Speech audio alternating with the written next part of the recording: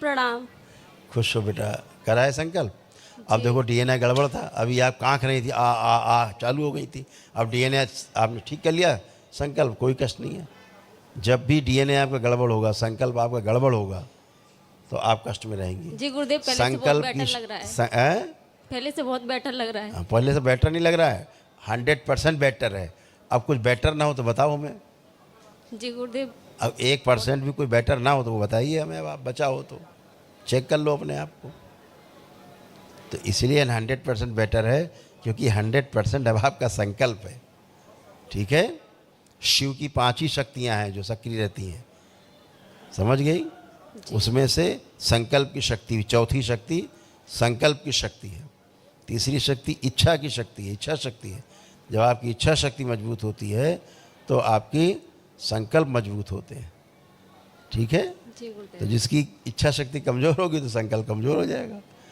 ठीक है। अब आप लोग इसीलिए बढ़िया है, एकदम उठ बैठ के देखो जैसे 4-5 साल के बच्चे होते हैं, अब ऐसे बॉडी हो गई है। चेक करिए आप लोग सारा, कोई कष्ट किसी को नहीं।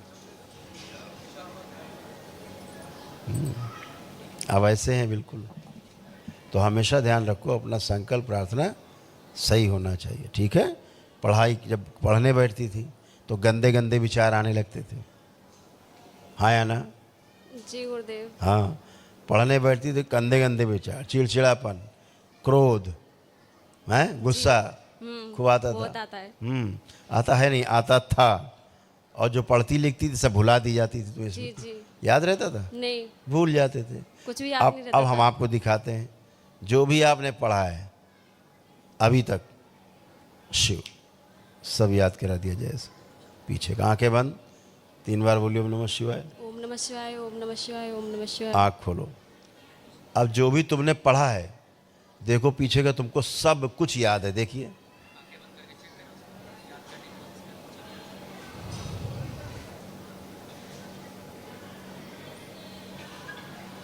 जी गुरुदेव, मैं संकल्प करती थी, मेरा संकल्प पूरा नहीं होता था, मुझे यही पता नहीं रहता था मुझे बोलना क्या है। जब भुला देने वाली स्मृति थी तो सब भुला ही देती थी, संकल्प काहे का करती। अब याद है पीछे का पढ़ा हुआ, याद आ याद? जी। अब कैसे याद आ रहा है? क्योंकि कोई आपकी स्मृतियाँ चुरा के ले जाता था। जैसे एआई है, एआई में क्या हो रहा है, स्मृतियाँ चुरा के ले जा रहे हैं दूसरे ग्रहों के लोग, बच्चों की।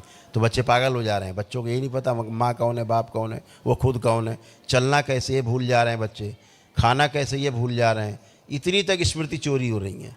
अभी तो स्मृति के ऊपर पूरे विश्व पे बहुत बड़ा संकट आने वाला है। ये महामारी ऐसी जो किसी के वश की नहीं होगी। ये दरबार की शक्ति जो स्मृतियों को क्षण में वापस करा देता है, छीन के जो ले जाता है। न किसी का औकात नहीं जो अल्जाइमर हो जाए, स्मृति चली जाए, कोई ले आए। जैसे आप पढ़ा लिखा सब भूले थे, दरबार कैसे ले आए सारी स्मृतियाँ आपकी, हैं? अब आप जब परीक्षा देंगे सब कुछ आपको याद रहेगा। पढ़ते समय याद आपको इसके भुला देने के साथ साथ, गंदे गंदे कामुक विचार आने के साथ साथ आपको और क्या होता था कि आलस्य बहुत आता था। पढ़ाई के समय रहता था आलस, भयंकर आलस होता था। लगता था किताब फाड़ के फेंक दें, ऐसे भाव आते थे, फेंक दे किताब सब, जब याद ही नहीं होता कुछ पढ़ के। फ़ायदा क्या है पढ़ाई से, हैं? अब आप खूब पढ़ पाएंगे, अच्छे से पढ़ पाएंगे। अब आपको कभी कभी अपने ऊपर बहुत क्रोध आता था, लगता था दोनों हाथ से पकड़ के गला दबा लें अपना। होता था? जी गुरुदेव। हाँ, ऐसे जान देने का मन करता था। तो ये सब स्मृतियाँ रहती हैं। आप थोड़ा ना मरना चाहते हो, कोई नहीं मरना चाहता संसार में, नहीं पैदा ही क्यों हुआ। मारने वाली वो स्मृतियाँ ही अलग होती हैं। जिसमें चिपक गई वो मरेगा मरेगा, उसको कोई नहीं बचा सकता। इस दरबार के अलावा, भोलेनाथ के अलावा, माँ के अलावा, इस दरबार के अलावा कोई नहीं बचा सकता। ये सब बाबा माँ की शक्ति है कि आप अपने प्रार्थना संकल्प से अच्छे होते हैं। जो मन में आपके कष्ट होते हैं दरबार वो भी निकाल देता है आपके, है ना? तो आप इसीलिए सब अच्छे हो। आँखों में जो जलन होती थी, चुभन होती थी, वो भी सब नष्ट हो गई आपके, अब वो भी नहीं है। सब अच्छे खड़े हो, एक गंदा विचार नहीं है किसी में भी आप में, ना एक कामुक विचार है, ना कोई कष्ट है। एकदम आनंद में हो, खुश रहो, खुश रहो।